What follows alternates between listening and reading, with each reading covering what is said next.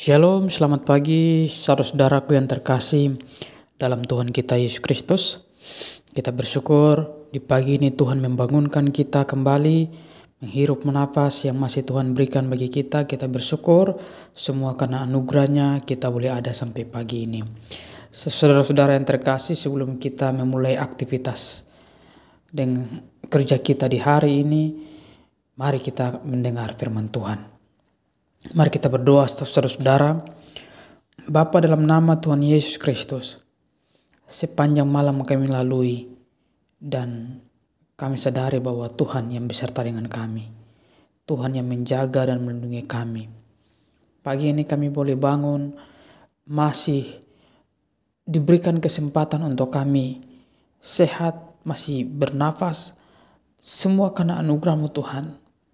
Bapa di sorga, ajar kami supaya kami selalu mengutamakan Tuhan, datang kepada Tuhan setiap hari. Memulai aktivitas kami di hari ini, kami akan mendengar firman Tuhan. Tolong kami supaya kami terus berjalan dalam penggenapan firman-Mu dalam hidup kami masing-masing.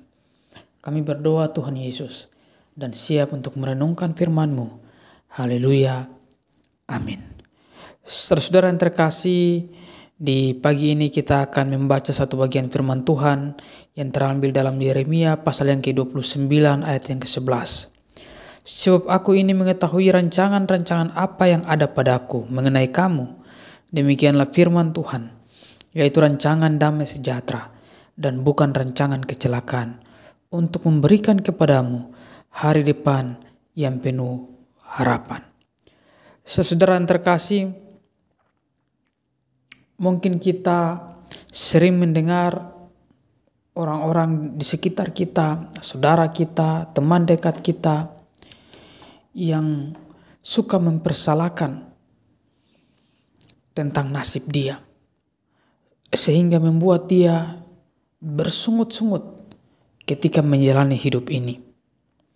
Saudara, selalu orang mempersalahkan nasib mereka. Mengapa mereka memiliki nasib seperti ini, kalaupun mereka mengalami kegagalan atau kesusahan? Saudara yang terkasih, sesungguhnya Tuhan Allah yang kita sembah tidak pernah merencanakan dan merancangkan sesuatu yang buruk atas hidup kita. Sebaliknya, rancangan Allah bagi kita adalah rancangan damai sejahtera dengan penuh dengan harapan. Sebab aku ini mengetahui rancangan-rancangan apa yang ada mengenai kamu. Itu berarti Tuhan merancang kita secara mendetail. Apa yang akan kita capai, apa yang akan kita gapai, semuanya, saudara. Itu bukan berarti bahwa hal itu secara otomatis terjadi dalam kehidupan kita, sehingga kita berhasil mencapai cita-cita kita itu, atau harapan-harapan kita itu. Tentu saja tidak, saudara. Selalu ada faktor Tuhan dan faktor manusia. Ada hal yang menjadi bagian Tuhan dan ada hal yang menjadi bagian kita. Tuhan melakukan bagian Tuhan dan kita harus melakukan bagian kita. Kita tidak bisa menyerahkan bagian kita itu kepada Tuhan. Sama seperti seorang petani yang mengelola ladangnya. Dia hanya bisa menanam, bisa memelihara ladangnya. Tetapi dia tidak berkuasa untuk menumbuhkan tanaman tersebut.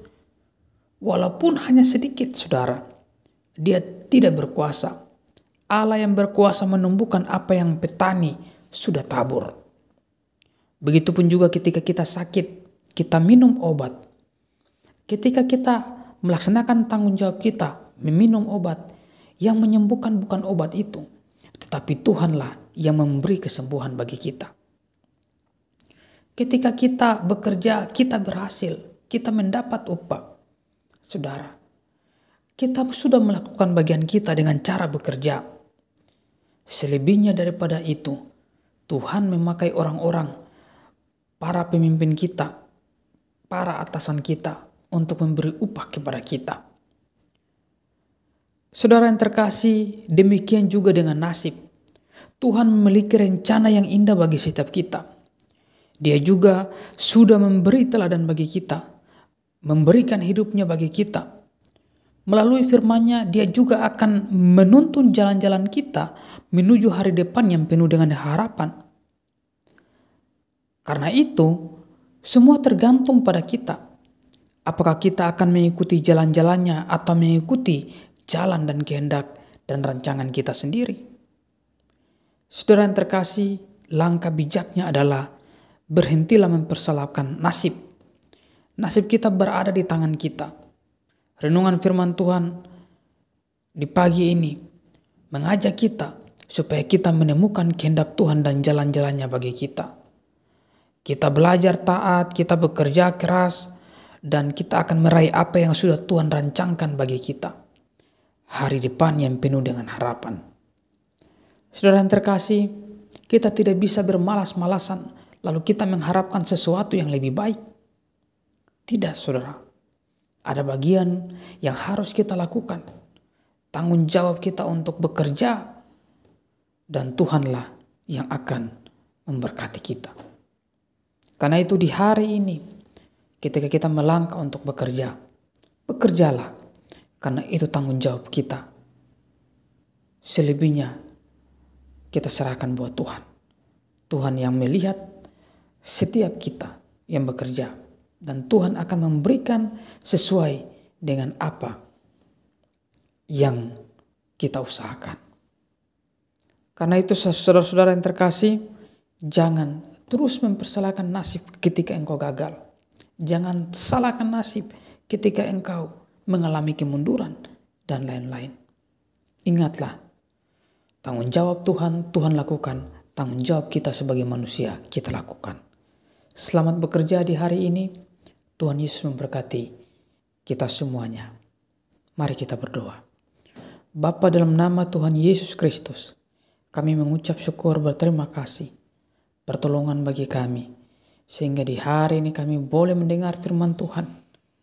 Mengenai rancangan-Mu yang tidak pernah gagal dalam kehidupan kami. Ajar kami, sadarkan kami, supaya kami bisa mengerti bahwa ada tanggung jawab yang Engkau sudah berikan bagi kami untuk kami lakukan. Bapa di sorga, mampukan kami dalam menjalani hari-hari hidup ini. Supaya kami tidak banyak mengeluh, banyak bersungut-sungut, mempersalahkan nasib kami. Tapi kami tahu bahwa ada rencana dan harapan yang indah yang Tuhan sudah rancangkan bagi kami. Tolong kami Tuhan, supaya tugas dan tanggung jawab kami sebagai orang percaya, kami lakukan. Di luar kemampuan kami, biarlah Tuhan yang menolong kami. Dalam nama Tuhan Yesus Kristus, setiap orang yang dengar firman Tuhan di pagi ini, Tuhan memberkati kami semuanya. Dalam nama Yesus kami berdoa. Haleluya. Amin.